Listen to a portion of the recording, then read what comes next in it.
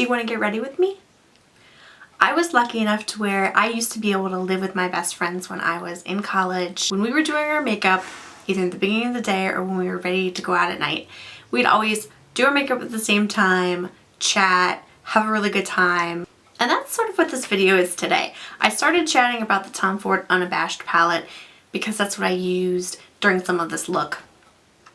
I sort of gave you my thoughts on it. I haven't done a follow-up video to my just showing you the palette because I really hadn't firmed up my thoughts about it yet. So hang tight for 1 second. We're gonna cut to me without makeup and get this look started. Alright, here I am without any makeup except for my brows are done just to save time, and I always have my brows done because they're very essential for me. So let's get started. As always, I start with my eyes. It's just a habit. I'm going to take the Nars Smudge Proof Primer. I take it from the wand, spread it out a little bit. I'm going to go ahead and do both eyes at once. I figured you guys might like a little get ready with me. I'm not going to call it a tutorial because then you would have to actually be good at tutorials. Nubile Paint Pot. I think I've mentioned possibly 1,000 times that I use this with everything. Okay, now I'm going to take Tom Ford Unabashed Hourglass number 3 brush, going into this gray color right here. I'm just going to put that all over the lid. I decided to do the Unabashed today because I haven't done a follow-up video yet on this palette.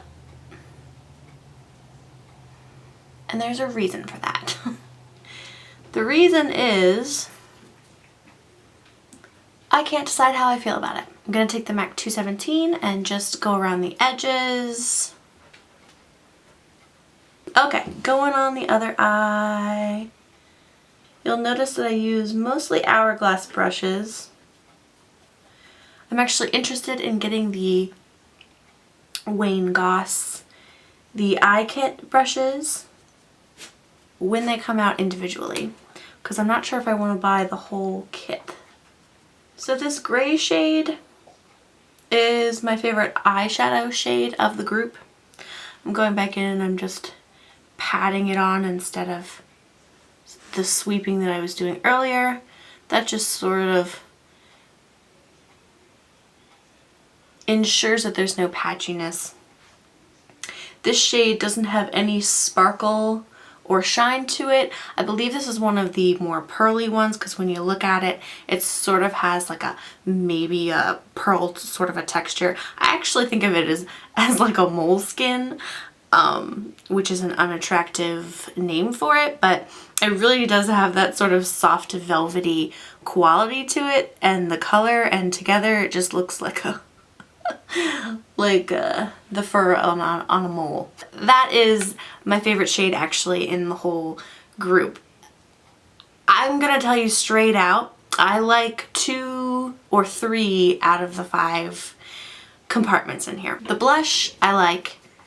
It's very bright, but you can also apply it sheerly, and of course you can put things over it to sort of diffuse it. The shade over here really does take on a golden look on the face. So if you use it as a bronzer, just know that in the sunlight, you're going to be able to pick up on it and it's going to look like a gold dust on your face, which is fine for some occasions especially. It's fine to look like you have gold on your face. Other times, people just aren't into that. So really educate yourself before you spend the large amounts of money on it. Really educate yourself and make sure you're going to be okay with all of those colors in here. The Cobalt is a beautiful shade. It's something I'm just not going to use every day, and I think the same can be said for the Sparkle shade. Very glittery, but it is a subdued glitter, if you can call a glitter such a thing. It's very fine. I would say it's even finer than my She-Wolf Trio by Tom Ford, which I do love, and I will use the glitter. You can probably see I've already, well, maybe not. I've already used it on several eye looks, but the thing is, you don't always want a glitter shade, so it's just not something I'm going to use every day. This beautiful gray, I would use that every day. It's a lot like a lot of the other grays that I already incorporate into my looks. So that's a great shade. Definitely love that one. The Cobalt, not going to use it every day. It's a little bit of a drier texture. Definitely if you mix it with the gray on the eye, you can get a more subdued, it turns into more of like a teal kind of a look at that point. You could just use it as an accent color. Some people are going to love that and you reach for it all the time and use it all the time. I'm just personally not. It's a good color. I'm just not going to use it all the time. So that's sort of where I stand on this. It's a good palette. Two of the shades I would use all the time. The gray, the blush. You just have to weigh in your mind if it's worth it to have some shades that you'll use all the time, other shades you'll only use some of the time. Of course, a lot of people view this as just a collector's piece because it is a limited edition summer Tom Ford. It's the first Eye and Cheek palette combined. Be careful when you're going into the blush, especially if you're using an extra large brush, because I accidentally, just the very corner of it, tipped into this blue and I was getting a blue smudge on my cheek. It's no big deal. You can rub it off, but it's just an extra thing to watch out for, that there isn't much definition in between here. You're just really not gonna have to know what you're getting into to justify spending the price on this. And know yourself, know what you're gonna use and what you're not gonna use, and if that's gonna upset you. I'm gonna go into my Tom Ford Orchid Haze. I'm gonna take this beautiful dark color. This is a palette that I wholeheartedly recommend. Love every bit of it. I'm now gonna switch to the Hourglass number 4 brush. It's just a dome brush. Going into that purple shade, and I'm just gonna place it in the corner just like that. Now with my hooded eyes, I'll kind of show you how I do my outer and upper corners. So after I place it the first time, I just sort of blend into the gray. Because I have very hooded eyes, you can see when I raise my eyebrows, I have all this eye space. But when I'm just looking straight ahead, most of it is covered. So in order to get it to show, I need to be aware of where my top line placement of eyeshadow is if I want it to show, which I do.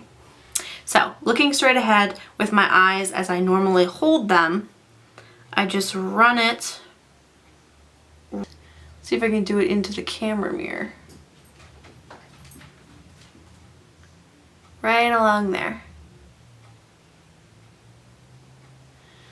That way you know that it's going to be visible when you've got your hoods on, as I like to call it. Now I go back and sort of drag it down a slight bit, just so that there's no obvious line in between the gray and the purple. Doesn't require a whole lot of blending because the Tom Ford shades move pretty easily over the eye. And there we go. So there we go with my first placement. And blend it a little further in. Now sweep the upper line.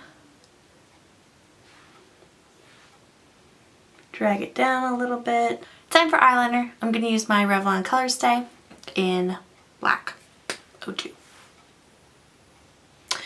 I always do my outside corners first, and I like to use these sort of felt tip pens. And this is going to be a little bit tricky because I'm normally hunched over a mirror to see this part.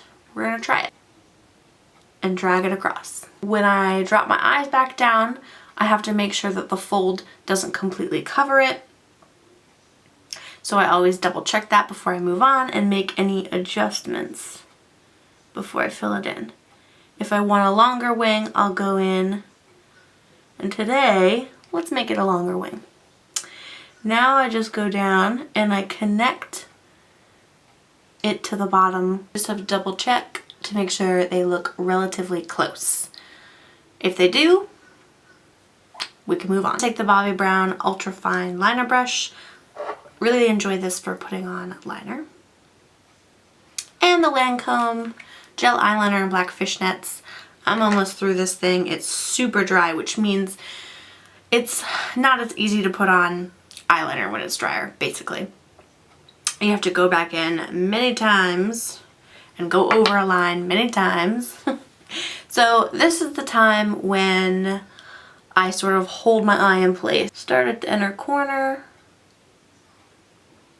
It's always thinner here. Then I come from the back and connect them. Shall we move on to face? I don't have any foundation on yet. Still using the Coconut Maifanshi Aqua in 002. Of course, I was out this past weekend. I got a little bit of sun, although the redness is fading now, so probably will be gone soon. Alright, so I don't use a whole pump at a time. What I do is little half pumps until I get the right amount. I like to use this in small sections of my face at a time and really work it in. That way it's never too overdone. You're not putting on too much at a time, which can make it look more obvious. Okay, so the way that I apply this is to really spread it around. When I get to, for instance, some of this hyperpigmentation that I've got going on, I dab more of it on. I'll go back, get a little bit more, and dab it in the specific area. You'll notice I'm not going to use a concealer. That's because I really prefer to let some things shine through. There's nothing that irritates me more than seeing a beautiful, not that I'm 15, but seeing a beautiful teenager who doesn't have to suffocate her skin and cover anything, globbing on a bunch of concealer just because she thinks that's the right thing to do. I'm here to tell you, you don't have to do that. If you have something that's really bothering you, I'm all for you using as much concealer as you need.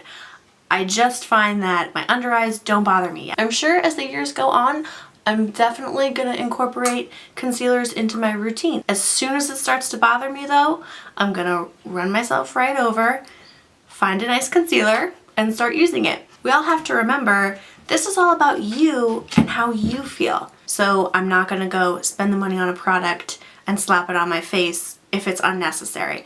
And that's something that's really important. If it doesn't bother you, don't do it just because a lot of people say that you have to do it. If a primer bothers you, don't use a primer. If you don't think that you need it and you feel great about how you look, don't add unnecessary steps into your makeup. I'm going to take my Makeup Forever HD. I'm in the color N135. This was my I Love You foundation before I found the Maifanshi Aqua. And this was my summer color. Well, it was my all-around kind of a color. Now it's too dark. So I put down the Maifanshi Aqua, and then I put this on in strategic spots. And as soon as full-on summer comes and I go outside more, yes, I'm going to need to buy a darker foundation. But for right now, these two marry together really well. So I'm not going to put this all over my face as another mask on top of the Maifanshi Aqua. The Maifanshi Aqua is going to do the whole covering of my face. This is just going to cover strategic points so that the color doesn't look so obvious. So things like the forehead, some parts of the cheeks, and then I'll go anywhere that I just need to add another layer on. Okay, good enough for me. LMdB Beauté Chic face kit. Gonna take the third color down, which is this nice mauve bronze shade, and I'm using one of my two new brushes, the Goss number 13 brush. I got two of these brushes, and I gotta say, I didn't want to buy the whole kit, so I waited until they came out individually, which is exactly what I'm doing with the eye brushes. Gotta say, I'm really enjoying them. The other brush that I got is the number 11. I go back to Unabashed and use this bright Chic shade. And I like to gently dab it on so that it is a very subtle buildup. And this shade does have some gold glitter to it, but it's really tiny glitter. So then I just keep adding little bits at a time until I get just the right color that I want. Some days I'll leave it super sheer, some days I'll add it up, be a little bit more noticeable. Either way, I don't go in with a full-on buffing because shade's a little bit bright. Then the last thing I do is just tiny sweeps up here. It doesn't deposit a whole lot of color, but by bringing it up on the temples with whatever's left on the brush, it just sort of helps to tie it all together. I'm gonna take the same exact brush, going back into the Chic, but this time the 4th shade in there, which is a very subtle highlighter.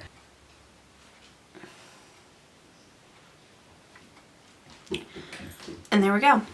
I'm gonna take this Tarte brush, which I've had forever. Pretty sure it was meant to be used for foundation, but I don't use it like that. I think it's a great, huge body buffing brush. And I'm gonna take this Bronze Goddess. It's in 02 medium. I got this last year. I'm sure they released it again this summer. The thing is, my hair covers my neck. So my neck is always pale, even in the middle of summer. So I just do a really light application. And this just brings it back up so that it somewhat matches my face shade. All right, we're almost done, except for that I'm going to put on a bright lipstick today. This is in Happy Ending, number 116. I just run my finger along it just to sort of smooth it out because I don't like harsh lines. We're all done. Thanks so much for watching. I'll see you next time. Bye. Yes, I'm talking to you. Heidi, what are you doing back there?